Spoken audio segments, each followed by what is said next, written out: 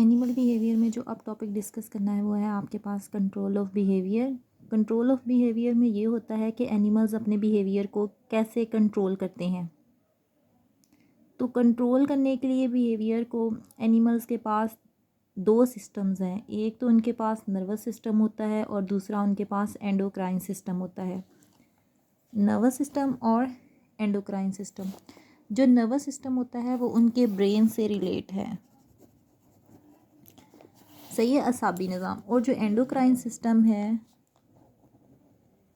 वो केमिकल से रिलेट है। और केमिकल्स जो है एनिमल बॉडी में, जब हम केमिकल्स की बात करते हैं या एंडोक्राइन सिस्टम की बात करते हैं तो हम हार्मोनल सिस्टम की बात कर रहे होते हैं। अच्छा, नर्वस सिस्टम और एंडोक्राइन सिस्टम जो है, इसमें जो नर्वस सिस्टम होता है इसका जो रिस्पॉन्स होता है वो बहुत ज़्यादा रैपिड रिस्पॉन्स होता है। फॉर एग्ज़ाम्पल, इसकी एग्ज़ाम्पल आप ऐसे ले सकते हैं, जब हम ह्यूमन बिहेवियर की बात करते हैं तो इसमें चले मैं इंसानों की एग्ज़ाम्पल ही आपको दे देती हूँ। आप बहुत ज़्यादा लाइट में निकलते हैं या आप एकदम से जो है वो छाँव वाली जगह से या अंधेरे वाली जगह से लाइट में जाते हैं। आप फ़ौरन से, बहुत ज़्यादा लाइट है तो आप अपनी आंखें आपकी फ़ौरन से बंद हो जाती हैं। आंखों का बंद करना वो 1 सेकंड में हो जाता है ये। तो जो नर्वस, ये आपका ब्रेन है जो उस जो है वो रिस्पॉन्स को शो कर रहा है, तो वो जो है वो बहुत रैपिड रिस्पॉन्स होता है लेकिन शॉर्ट टाइम के लिए होता है, बहुत थोड़े वक्त के लिए। एंडोक्राइन जो सिस्टम होता है जिसमें आपका हार्मोनल होता है, वो ये होता है कि वो बहुत ज़्यादा जो है वो स्लो होता है, लेकिन इसका इफ़ेक्ट जो है वो बहुत लंबे अरसे तक होता है। जैसे आप अपनी बात करें, हम ग्रोथ हार्मोन्स देख लें जिसमें आपकी ग्रोथ होती है, तो वो क्या होता है कि उसके जो इफ़ेक्ट, एक दफ़ा ग्रोथ होगी तो वो आपकी लाइफ टाइम ग्रोथ चलती है। तो मतलब इसका इफ़ेक्ट जो है वो लंबे अरसे के लिए होता है, लेकिन ये रिस्पॉन्स जो है वो बहुत थोड़ा थोड़ा टाइम में होता है। अच्छा जी, नर्वस सिस्टम की जब हमने बात करनी है तो नर्वस सिस्टम में हम करते हैं, हम लेते हैं ब्रेन्स, न्यूरॉन्स को। तो ब्रेन का जो है, एनिमल्स जो है, ब्रेन जो है वो एज अ स्टिमुलस फ़िल्टर के तौर पर काम करता है। जब हमने ब्रेन को स्टिमुलस फ़िल्टर की बात करनी है तो स्टिमुलस फ़िल्टर का मतलब ये है कि स्टिमुलस होता है any change in internal and external environments. Stimulus होता है मुहरक, आपके अंदरूनी या बैरूनी माहौल में होने वाली कोई भी तब्दीली जो है उसको हम स्टिमुलस कहते हैं। जैसे अब आप बात कर लें, रोशनी की बात कर लें, आप जाते हैं, आप जो है, या टेम्परेचर की बात कर लें, जब गर्मियाँ होती हैं आप जाते हैं, धूप में जाएं तो टेम्परेचर बहुत ज़्यादा हाई है, आप कमरों में आते हैं तो जो है वो वहाँ पे आपके पास शेड है, वहाँ पे टेम्परेचर जो है वो नॉर्मल है। तो जो टेम्परेचर है, जब आप बाहर जाते हैं, हाई टेम्परेचर है, सन रेज़ आप पे डायरेक्ट पड़ रही हैं, तो उस वक्त आपके पास स्टिमुलस मुहर्रक क्या चीज़ है, वो आपके पास सूरज की रोशनी या टेम्परेचर है जो आपको फोर्स करता है कि आप जो है वो शेड के नीचे जाएं या अपने आप को धूप से बचाएं। तो ब्रेन में स्टिमुलस फ़िल्टर लगे होते हैं। स्टिमुलस फ़िल्टर का मतलब ये है कि कुछ फ़िल्टर स्टिमुलस को, ये जो है वो उसको, जिस तरह आप किसी चीज़ की जांच पड़ताल करते हैं ना, कि कुछ स्टिमुलस को ये रिसीव करेगा, कुछ स्टिमुलस को ये जो इग्नोर कर देगा, कि हर स्टिमुलस को ये रिसीव नहीं करेगा अपनी कैपेसिटी और अपनी जो है कैपेबिलिटी के लिहाज से। और जो है पॉजिटिव स्टिमुलस है, मतलब कौन सी चीज़ फ़ायदेमंद है, कौन सी नुकसानदेह है, इस लिहाज से जो है वो ब्रेन उसको लेके चलता है। न्यूरॉन्स के ज़रिए से मैसेजेस जाएंगे, और इसमें उन्होंने एग्जांपल आपको दी है एनिमल बिहेवियर की, ब्लो फ्लाई की दी हुई है। ब्लो फ्लाई जो है वो एक मक्खी है जो आपके पास जो है, जो कॉमन हाउस फ्लाई है, डिप्टेरा में आती है, ऑर्डर डिप्टेरा में आप इसकी बात करते हो तो ऑर्डर डिप्टेरा में ये ब्लो फ्लाई भी आती है। ये कलर्ड मक्खी होती है, आपने देखी भी होगी, रेड आइज़ हैं और डार्क ब्लू कलर भी होता है इसका, ग्रीन ग्रीन कलर भी होता है इनका। तो ये फ्लाई क्या करती है, एक तो इनका जो है, जब हमने इंसेक्ट्स की बात करनी होती है तो इंसेक्ट्स में जो सबसे ज़्यादा वेल डेवलप सिस्टम होता है ऑडोर सिस्टम होता है। ऑडोर, इसमें हम इसकी खुशबू का कहते हैं या स्मेल का सिस्टम कहते हैं। तो वो डायरेक्टली रिलेट होता है इनके ब्रेन के साथ, जिसमें हम कहते हैं ना 5 सेंसेस। तो ब्लो फ्लाई क्या करती है, शुगर जो है फ्लावर्स में या प्लांट्स में से शुगर को फीड करती है, और फिर जो है जब इसकी जितना ज़्यादा उसको ज़रूरत है वो उतनी वहाँ से लेगी, मतलब शुगर लेगी।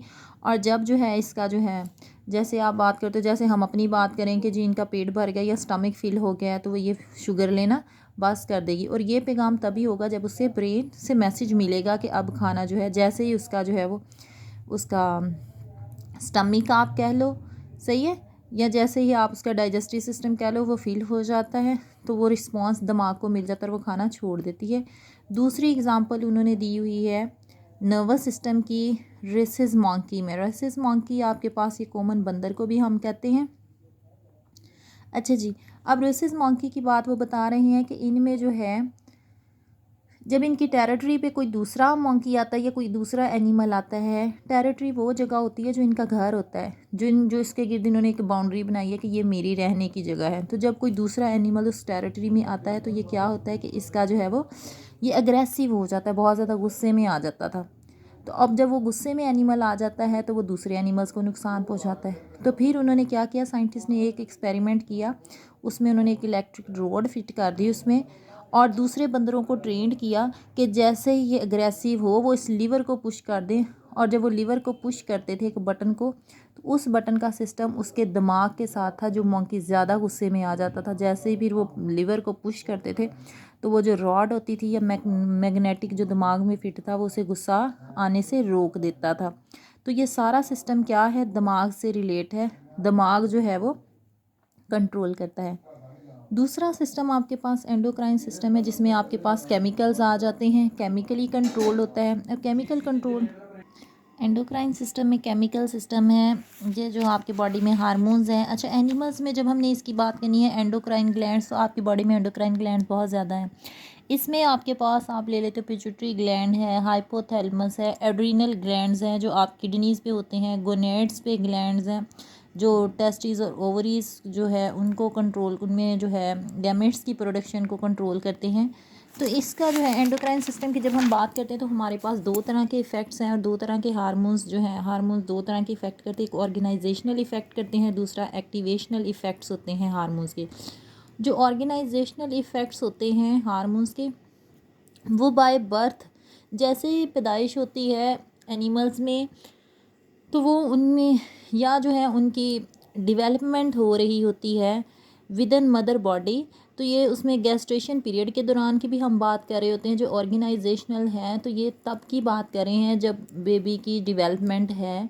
और गैस्ट्रेशन पीरियड वो होता है जिसमें जो है एनिमल्स के बेबी ड्यूरिंग डेवलपमेंट मदर की बॉडी में ही होती है, उनकी डेवलपमेंट हो रही होती है।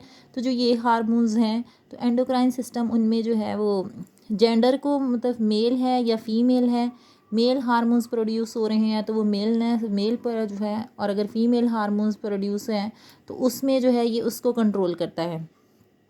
सही है, तो ये आपके पास ऑर्गेनाइजेशनल इफ़ेक्ट्स हैं।